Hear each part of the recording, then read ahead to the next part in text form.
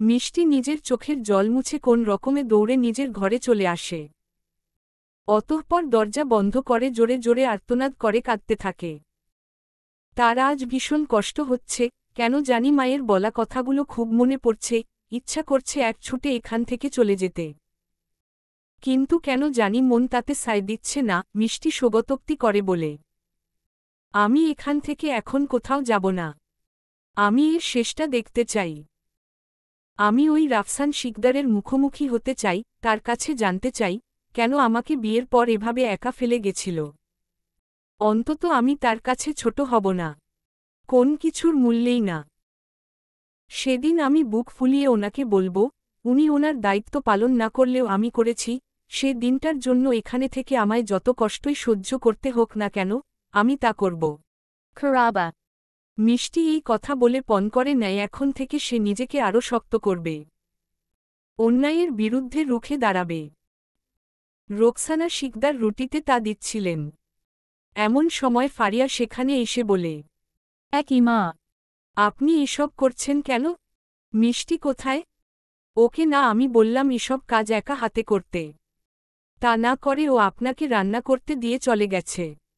মেয়েটার সাহস তো মন্দ নয়। রোকসানা শিকদার বিরক্ত স্বরে বলেন, আহা ফারিয়া, মিষ্টিকে তো দেখলাম তেমন রান্নাই করতে পারে না। রুটির সাইজ তো যেন এক একটা দেশের মানচিত্র। তার উপর নিজের হাতটাও পুড়িয়ে ফেলতে ধরছিল।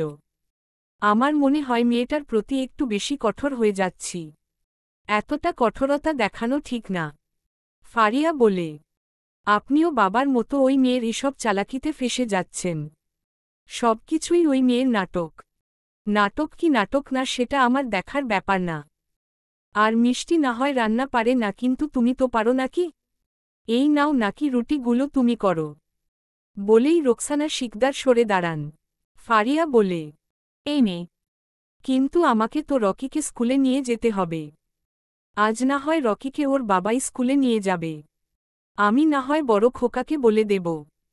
বলেই তিনি একটা থালাতে রুটি আর তরকারি সাজাতে থাকেন। ফারিয়া সেদিকে আর চোখে তাকিয়ে বলেন, এগুলো নিয়ে কোথায় যাচ্ছেন? মিষ্টির কাছে নিয়ে যাচ্ছি।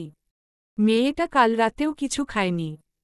এভাবে না খেয়ে থাকলে তো অসুস্থ হয়ে পড়বে। বলেই রোকসানা শিকদার সামনের দিকে পা বাড়ান।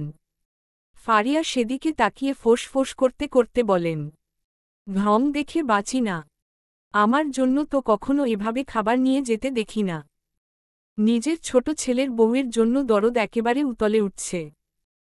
কোথায় আমি ভাবলাম, এই মেয়ের ঘাড়ে সব কাজের বোঝা চাপিয়ে দিয়ে পায়ের উপর পা তুলে একটু আরাম করব, তা না। Aba. বলেই ফারিয়া আবার রুটি ভাজায় মনোযোগ দিল। অগত্যা এখন তাকে এ সমস্ত কাজ করতে হচ্ছে। রোকসানা শিকদার খাবার নিয়ে মিষ্টির দরজার সামনে এনে দরজায় নক করেন। মিষ্টি বলে ওঠে, K. আমি। দরজাটা খোলো। মিষ্টি নিজের চোখের জল মুছে এসে দরজাটা খোলে। রোকসানা শিকদার ঘরের ভেতরে প্রবেশ করে বলেন, কাল রাতে তো বোধহয় কিছু খাওনি, তাই এই রুটিটা খেয়ে নাও। মিষ্টি অবাক চোখে রোকসানা শিকদারের দিকে তাকান। যেই মহিলাটা একটু আগে তাকে এত কথা শোনালো এখন সেই তার জন্য খাবার নিয়ে এসেছে। মিষ্টির অবাক হয়ে তাকানো দেখে রোকসানা শিকদার বলেন, এমন হা করে তাকিয়ে আছো কেন? খেয়ে নাও তাড়াতাড়ি। আবার তুমি অসুস্থ হয়ে গেলে তো তোমার মা এসে আমাদের গোষ্ঠী উদ্ধার করে ছাড়বে। মিষ্টি বলে, আচ্ছা, রেখে যান, আমি খেয়ে নেব। রোকসানা শিকদার একটা টেবিলে খাবার রেখে বলেন, এক্ষুনি খেয়ে নাও। আমি এখানেই আছি। তুমি খাওয়া শেষ করো। তোমার খাওয়া শেষ হলে আমি যাব। অগত্যা মিষ্টি রুটি তরকারি দিয়ে খেতে শুরু করে। এই মুহূর্তে রোকসানা শিকদারের নজরে আসে তেল ছিটকে মিষ্টির হাতের কিছু অংশ পুড়ে গেছে। তাই তিনি দ্রুত ড্রয়ার থেকে একটা অর্নামেন্ট বের করে বলেন, দেখি, হাতটা এদিকে দাও। মিষ্টি যেন আজ অবাকের উপর অবাক হচ্ছিল। রোকসানা শিকদার নিজের হাতে যত্ন করে মিষ্টির হাতে অর্নামেন্টটা লাগিয়ে দেন।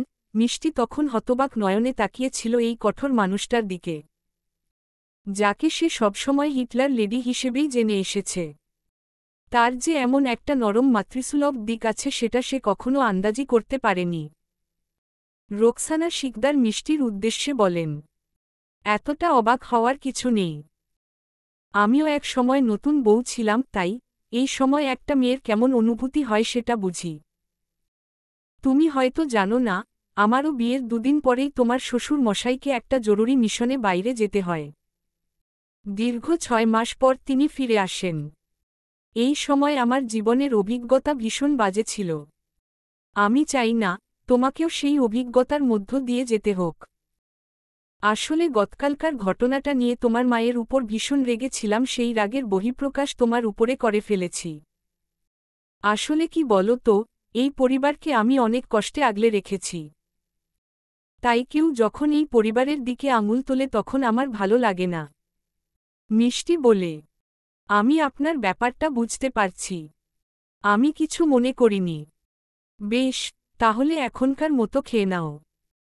আর হ্যাঁ, তোমার যদি কোন রান্না শেখা না থাকে তাহলে ধীরে ধীরে শিখে নিও।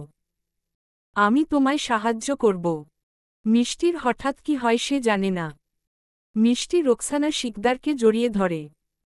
রোকসানা শিকদারও হতবিহ্বল হয়ে পড়েন, তিনি মোটেও এটা আশা করেননি। মিষ্টি ব্যাপারটা বুঝতে পেরে দূরে সরে এসে বলেন, দাদিরা, আসলে হঠাৎ করে আমার কি যে হল। রোকসানা শিকদারের মতো গম্ভীর মানুষের মুখেও এক চিলতে হাসির দেখা মেলে। তিনি বলেন, কোন ব্যাপার না, আমি কিছু মনে করিনি। খেয়ে নাও, খাবারটা ঠান্ডা হয়ে গেলে আর ভালো লাগবে না। মিষ্টি খেতে শুরু করে। বিশাল বড় একটা জাহাজ ভেসে চলেছে সমুদ্র জলরাশির উপর দিয়ে। সেই জাহাজের এক প্রান্তে বসে সুনীল আকাশের দিকে তাকিয়ে আছে এক পুরুষ। চোখে তার তীব্র জেদ। হঠাৎ করেই কারো একটা পায়ের শব্দ শুনে পেছনে ফিরে তাকায় সেই পুরুষ। আরমান এগিয়ে আসে। স্মিত হেসে বলে, কি ব্যাপার রাফসান? রোজ ওই আকাশের দিকে তাকিয়ে কি দেখ?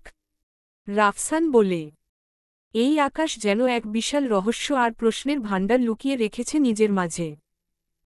এমন কত রহস্য তো এই পৃথিবীর বুকেও লুকিয়ে আছে, তাই না? বুঝি না, তুমি আজকাল এসব কেমন রহস্যজনক কথা বলো।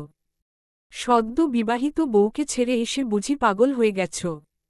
মেয়েটার মুখও বুঝি ঠিকভাবে দেখনি, তাই না? রাফসান প্রসঙ্গ বদলে বলে, আমাদের মার্সেই বন্দরে পৌঁছাতে আর কত সময় লাগবে? সবে তো মাত্র 2 দিন হল। আমাদের আরও 20-25 দিন সময় লাগবে মার্সেইতে পৌঁছানোর জন্য।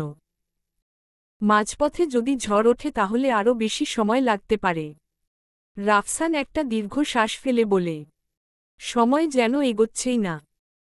অথচ আমাকে যত দ্রুত সম্ভব ভূমধ্যসাগরে তীরে ওই মার্সেই শহরে পৌঁছাতে হবে। চলবে ইনশাআল্লাহ 2টি। পরবর্তী পর্ব পেতে চ্যানেলটি সাবস্ক্রাইব করুন।